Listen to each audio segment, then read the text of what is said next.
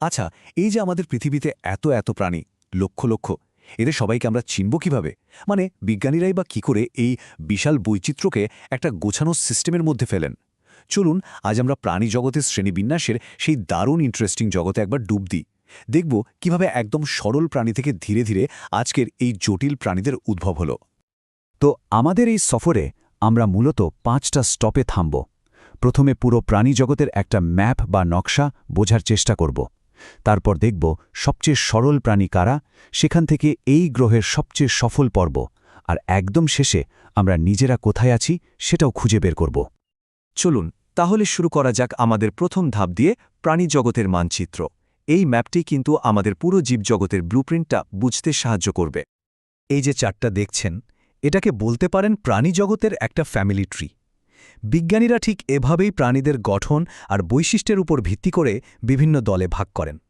খেয়াল করে দেখুন, একদম শুরুতে অ্যানিম্যালিয়া রাজ্যকে দুটো বড় ভাগে ভাগ করা হয়েছে।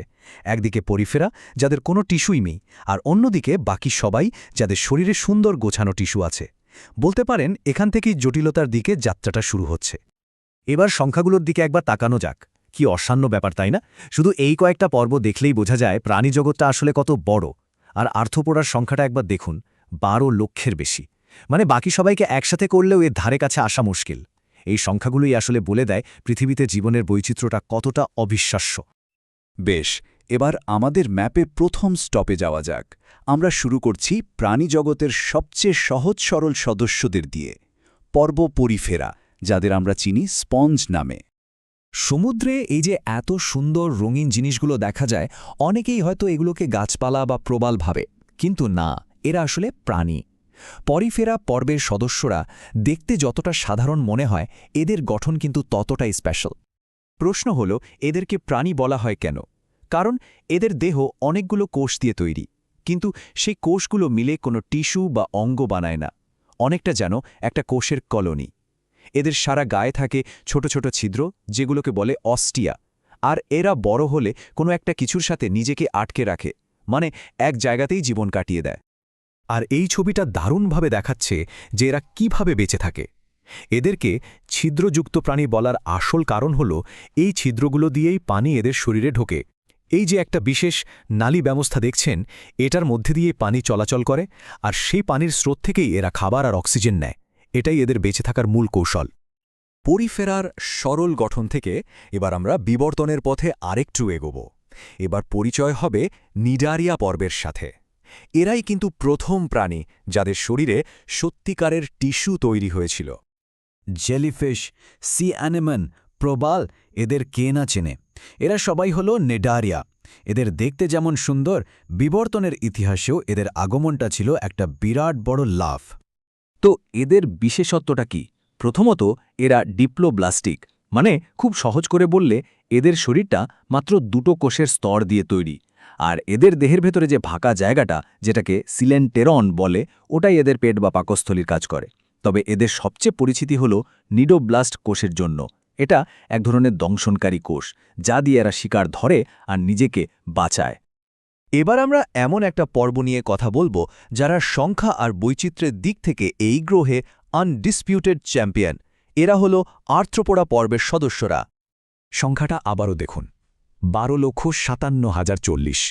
বাবা যায়, প্রাণী জগতের যত প্রজাতি আছে তার প্রায় 80% এই একটা পর্বের মধ্যে পড়ে। পোকামাকড়, মাকড়সা, চিংড়ি, কাকড়া, সবাই এই বিশাল পরিবারের সদস্য। এরাই যেন এই গ্রহের আসল শাসক। কিন্তু আসল প্রশ্ন হল, এরা এত সফল কেন? এর পেছনে কয়েকটা কারণ আছে। এক, এদের শরীরের বাইরের শক্ত খোলসটা। এই বর্মটা এদেরকে শুধু শত্রুর হাত থেকেই বাঁচায় না, শরীরকে শুকিয়ে যেতেও দেয় না।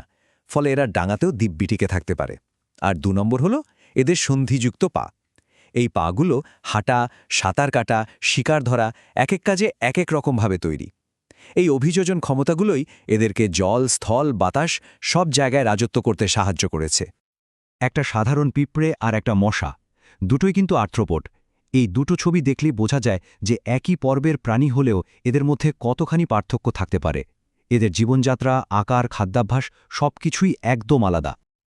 আচ্ছা, অনেক তো অন্যদের কথা হলো।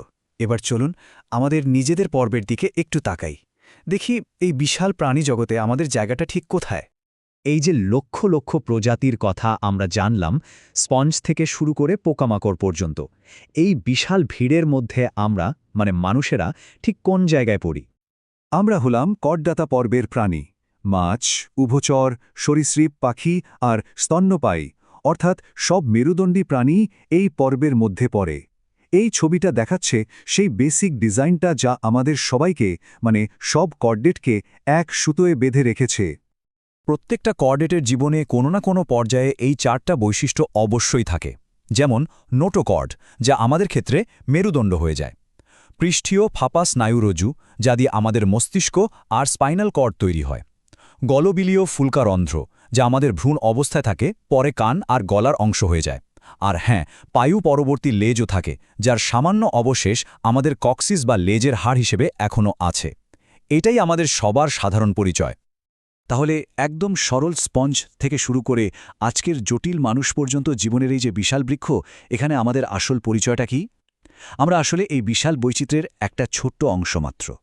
এই শ্রেণীবিন্যাসটা আমাদের শুধু নিজেদের অবস্থানটাকেই চেনায় না, বরং জীবনের এই অবিশ্বাস্য নেটওয়ার্কের প্রতি আরও বেশি শ্রদ্ধাশীল হতে শেখায়।